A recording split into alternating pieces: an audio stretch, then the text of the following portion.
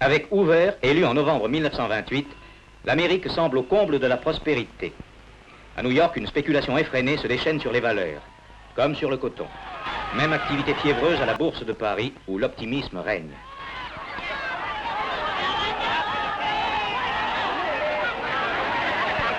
Octobre 1929.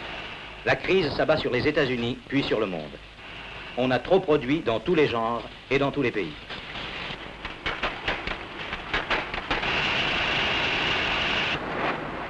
Les ateliers s'arrêtent, faute de clientèle.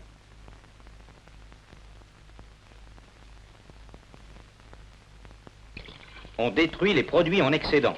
Le lait est jeté au ruisseau. Le café chauffe les locomotives. Le blé, qui ne trouve plus d'acheteurs, est précipité dans la mer. Pendant ce temps, les chômeurs mourraient de faim s'ils n'étaient aidés par la charité publique ou privée. Dans tous les pays, les manifestations des sans-travail se multiplient. Aux États-Unis, les anciens combattants marchent sur Washington.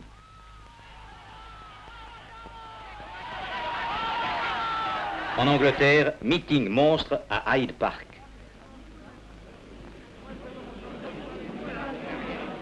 En Allemagne, où la crise ébranle une économie encore bien fragile, les banques, assiégées par le public, sont réduites à fermer leurs portes.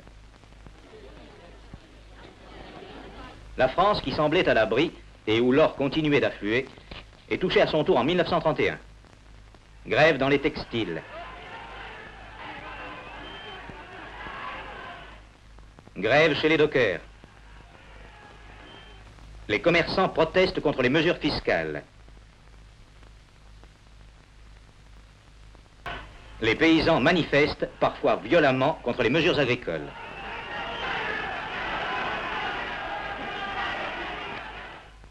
Dans le nord, les chômeurs marchent sur Arras pour attirer l'attention des autorités. Dans Paris et dans les grandes villes, des soupes populaires viennent aider les sans-travail.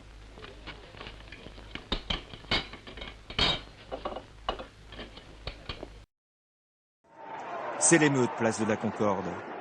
Ce 6 février 1934, 15 à 20 000 manifestants se heurtent aux gardes mobiles. On brûle des autobus, on lance des fumigènes, des coups de feu sont même tirés. L'objectif est de pénétrer dans l'Assemblée nationale pour renverser le gouvernement de centre-gauche. Ce jour-là se déroule la manifestation la plus violente en France depuis la Commune de Paris en 1871. Mais qui sont ces émeutiers? Pourquoi une telle violence?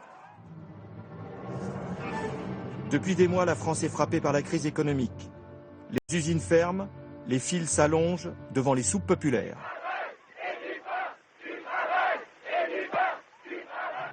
En janvier, éclate l'affaire Stavisky, du nom d'un escroc français, d'origine juive ukrainienne. Des parlementaires, des ministres sont impliqués, c'est la crise politique. L'extrême droite se déchaîne.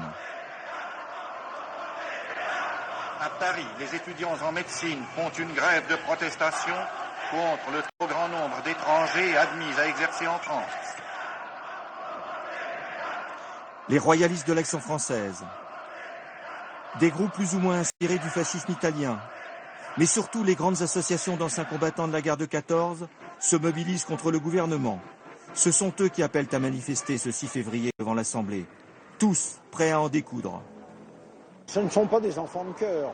Les groupes qui arrivent là sont des groupes organisés qui sont arrivés pour certains armés avec des revolvers, avec des rasoirs pour couper les jarrets des chevaux de la garde républicaine, avec des différents moyens pour affronter véritablement les forces de l'ordre. Ces affrontements font près de 1500 blessés et 15 personnes y laissent la vie. Mais aucun émeutier ne pénètre dans l'Assemblée, la République est sauvée. En 1934, le Parti communiste français, dirigé par Maurice Thorez, change de stratégie. À la suite de la violente manifestation des Ligues, le 6 février 1934, la gauche française identifie les anciens combattants croix-de-feu du colonel de la Rocque au fascisme et se mobilise. Point levé, socialistes et communistes réclament une alliance antifasciste. Celle-ci se met progressivement en place avec les radicaux sous la forme d'un front populaire qui accède au pouvoir à l'issue des élections du 26 avril et du 3 mai 1936. Pour la première fois de leur histoire, les socialistes, emmenés par Léon Blum, dirigent un gouvernement.